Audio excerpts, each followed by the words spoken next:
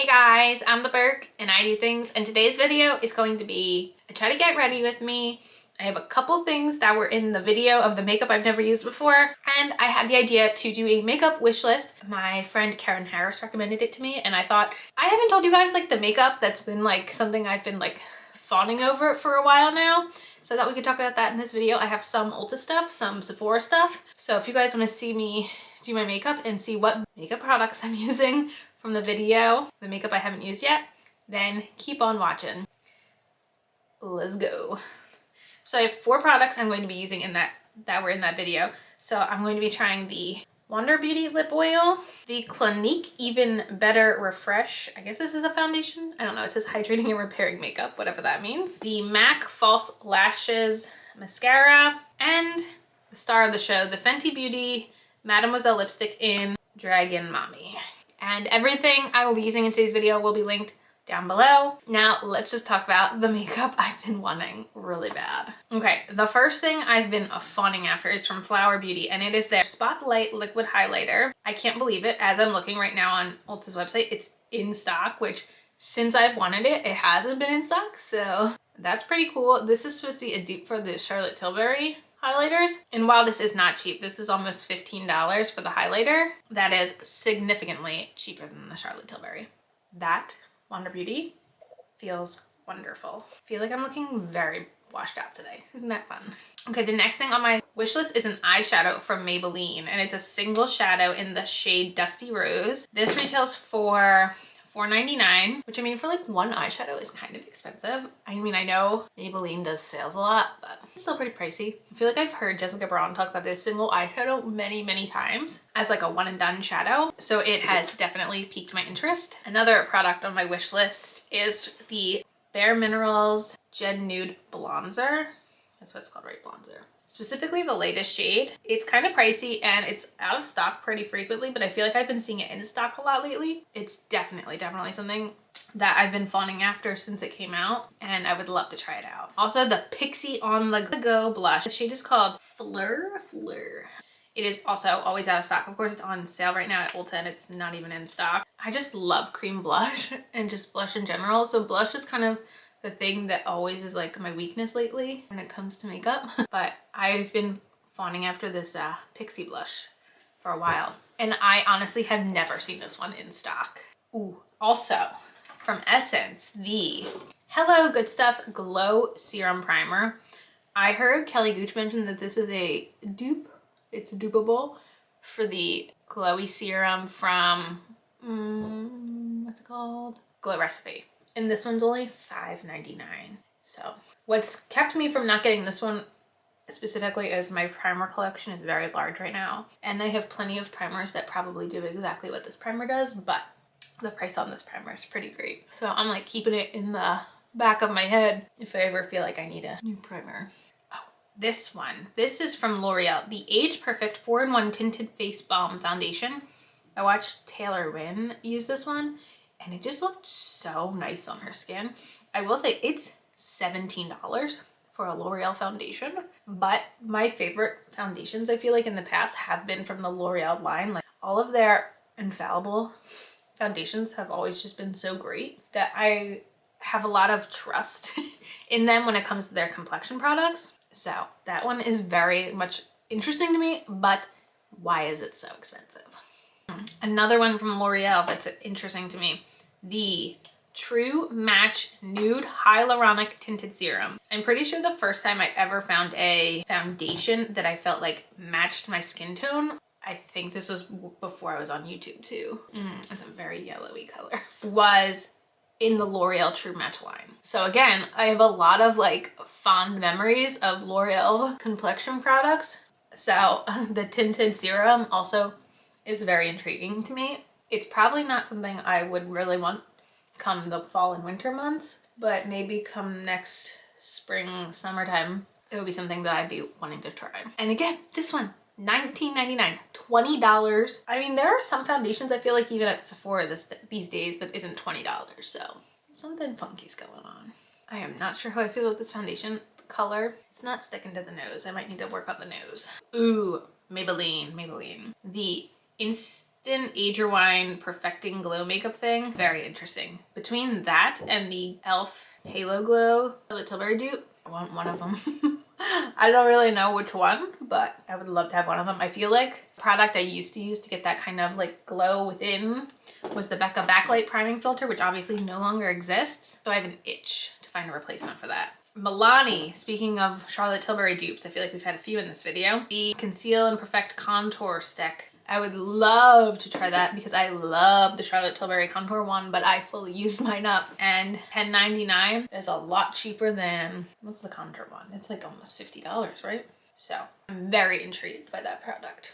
Ooh, another blush. CoverGirl's new Clean Fresh All Over Dewy Tint. This one is so much more interesting to me than the last time they came out with a cream blush. I felt like people had very mixed reviews on the last formula, but this one, I really am liking the way it looks. But again, it's $10.99. I would definitely have to get it on some kind of a sale. That's a lot of money for a drugstore blush.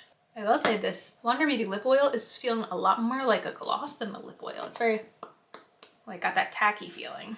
Let's hop over to Sephora for a second and look at what I have saved here. And these are in no particular order. The first thing I have here is from Lawless, and this is their Forget the Filler Lip Plumper Line Smoothing something.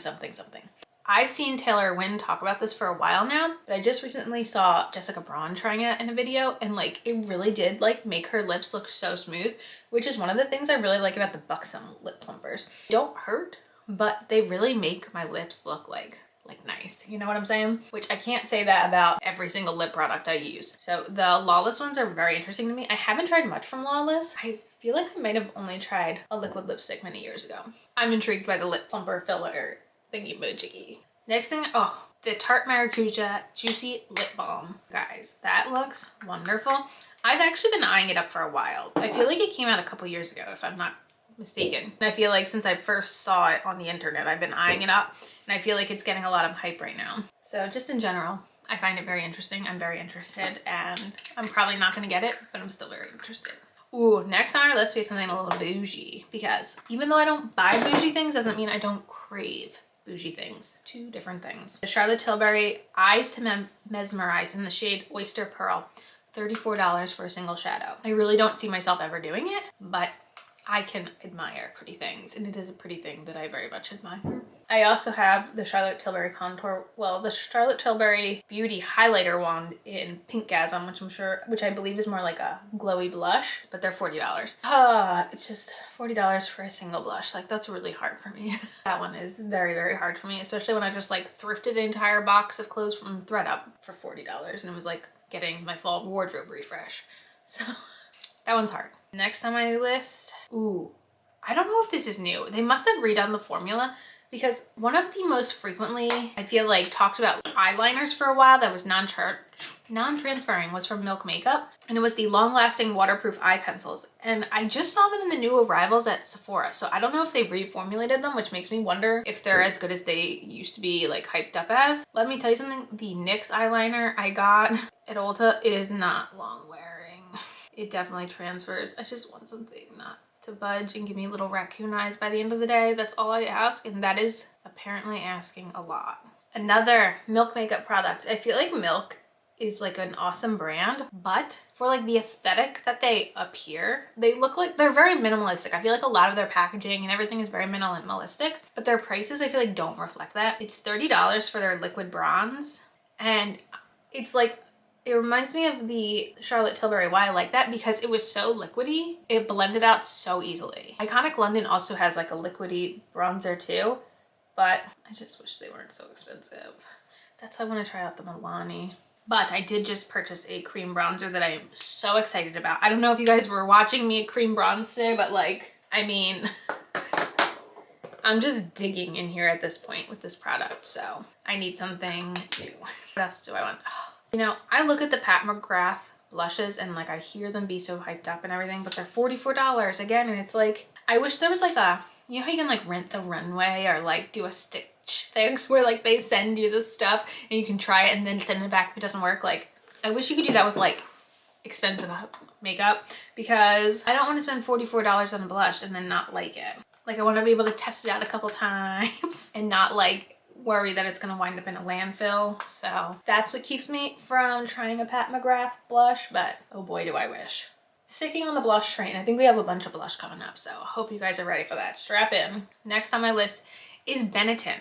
Is that what it's called? From Benefit. I've never tried it before. I know it's like very old, but I think it's getting hyped up again because like stainy kind of products are like hot and popping on the TikTok. So I don't know. I'm intrigued. Let's put it that way. Also, Rare Beauty's liquid blushes. I've been looking at them for so long, it feels like. I've just been oogling them from afar and I want to try one. Last year, there was a holiday set that had like products I really, really wanted. And I think I had ordered in the Sephora sale, but I definitely wasn't Rouge last year. I don't even think I was VIP. I think I was just like an insider. So I had to wait my turn to make an order. And by the time I made my order, they were completely sold out. So that never happened. I hadn't seen a similar set this year. They do have one that has all blushes, but I don't really feel like I need 3 of the blushes. So I don't know. Something very, very, very high in my want list is the Kaja stack that has like a blush, bronzer, and highlighter. I've heard multiple people talk about how good the bronzer is in that stack, and it's calling to me.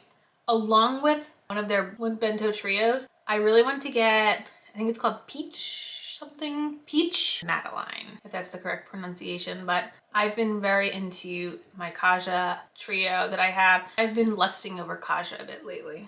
Ooh, another product on my wish list is the Kosas Cloud Powder, the baked one. I love the Kosas concealer. I've considered repurchasing it, but I know if I repurchase it, I won't use any of the concealers I have right now.